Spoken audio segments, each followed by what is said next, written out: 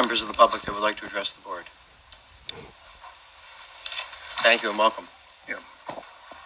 Yeah, good evening. Tom Stringfellow, 183 Hillstown Road. By the way, I am an alumnus of Manchester High School, class of 74, and I already hear what's going on with the violence recently. I don't condone it, but that's the only time that it gets headlines. If it's something sensational, criminal, or controversial with the press sometimes.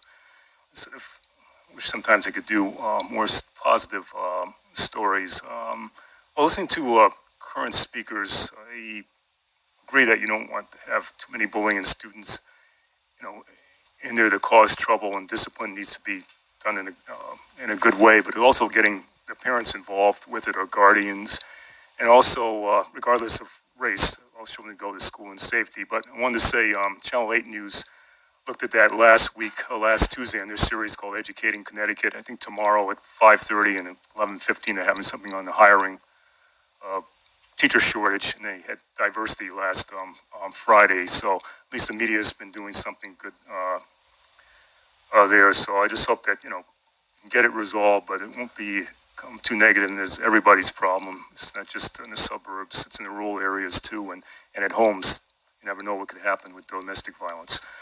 This Black History Month, and I just wanted to recommend a book, since a lady had spoken earlier, Black Fatigue, How Racism Can Erode Mind, Body, and Spirit. It came out about 3 years ago by Mary Frances Winters. She does diversity training around the country, and it's very good advice to even me, because sometimes it can burn you out. The 36 years I've been doing it, dealing with diversity, is not easy, and I do wonder if what I've passed on is helpful to people. Sometimes I think I'm taken for granted, and you do what you can.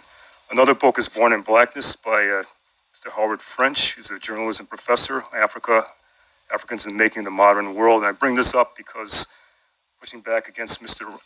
Governor of Florida, Mr. Ron DeSantis, I am awake. And woke isn't anti-American. It's part of history, Black history, Hispanic history, women's history, which is next month. So, I think we need to look at that. And even with this archaeology magazine, the recent one came out, talked about the Moorish influence, Arab influence in Spain. I guess at one of the ancient cities in Cordoba.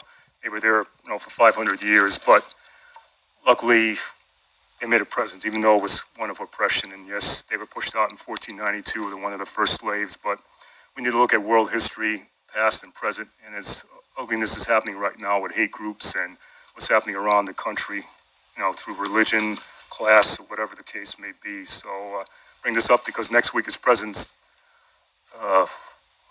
Day holiday, and with Mr. Obama, the disrespect that he had to go through before being the first mixed-race president still got to me. And I think Ta-Nehisi Coates wrote a book about that, 8 Years in Power, and his book is still being banned, called Between You and Me, his son. So I think we're at a point to do what's right. And racism, sexism affects all of us.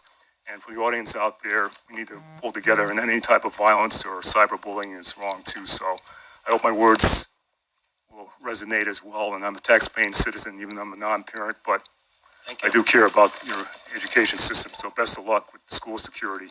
Do the right thing. Thank you. Thank you.